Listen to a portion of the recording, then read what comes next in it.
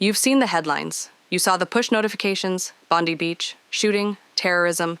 The headlines scream the facts. 11 dead, 29 injured on the first night of Hanukkah. But the media is only telling you what happened. They aren't telling you why.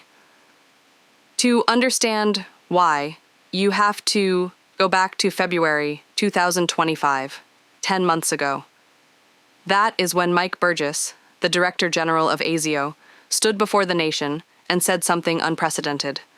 He declared that for the first time in Australian history, the number one threat to life wasn't espionage, and it wasn't religious extremism in the abstract. It was anti-Semitism.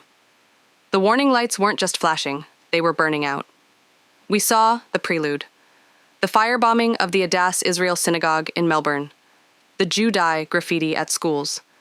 The government knew the infrastructure of hate was moving from vandalism to violence. They had the intelligence. They had the timeline, and they watched the clock run out. And here is the detail that proves this was military-grade evil. The gunmen didn't just bring automatic rifles. They planted a secondary device, an IED, in a vehicle parked at the main exit. Why?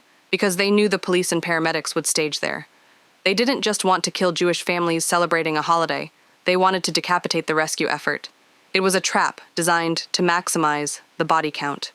But terror has a flaw. It forgets the human factor.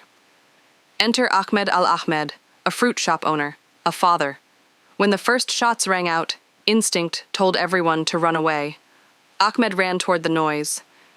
He didn't have a badge or a vest. He had bare hands and a soul of iron. Footage confirms he tackled the lead gunman, wrestling the barrel away long enough for families to escape. He took 2 bullets to the chest, not for his own tribe, but for his neighbors. The Premier calls him a hero. I call him the only man on that beach who did his duty while the system failed. Here is the question we need to answer tonight. We have the intelligence. We have the warnings. We have the body count.